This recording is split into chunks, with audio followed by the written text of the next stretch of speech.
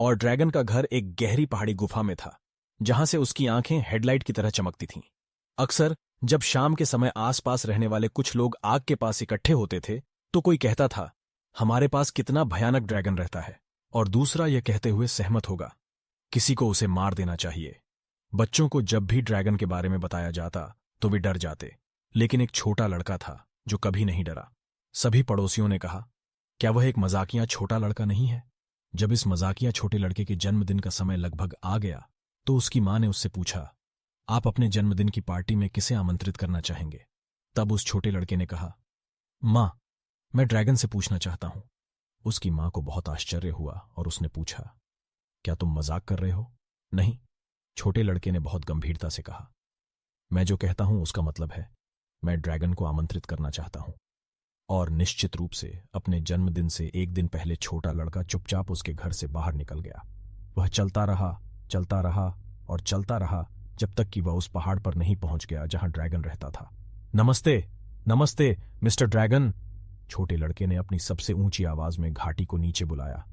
क्या बात, मुझे कौन बुला रहा है? ड्रैगन अपनी गुफा से बाहर आते हुए बड़बड़ाया। तब छोटे लड़के ने कहा, कल मेरा जन्मदिन है और खाने के लिए बहुत सारी अच्छी चीजें होंगी, इसलिए कृपया मेरी पार्टी में आएं। मैं आपको आमंत्रित करने के लिए यहां तक आया हूं। पहले तो ड्रैगन को अपने कानों पर विश्वास नहीं हुआ और वह लड़के पर दहाड़ता रहा, लेकिन लड़का बिल्कुल भी नहीं डरा और कहता रहा, कृपया मिस्टर ड्रैगन, कृपया मेरी पार्टी में आए।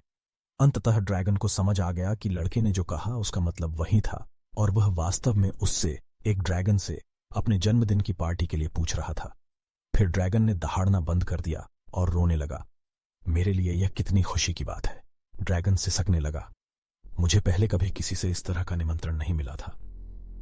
ड्रैगन के आंसू बहते रहे और आखिरकार नदी बन गए। तब ड्रैगन ने कहा, आओ, मेरी पीठ पर चढ़ जाओ और मैं तुम्हें घर तक पहुंचा दूंगा। लड़का बहादुरी से क्रूर ड्रैगन की पीठ पर चढ़ गया और ड्रैगन अपने आंसुओं की नदी में तैरता हुआ दूर चला गया।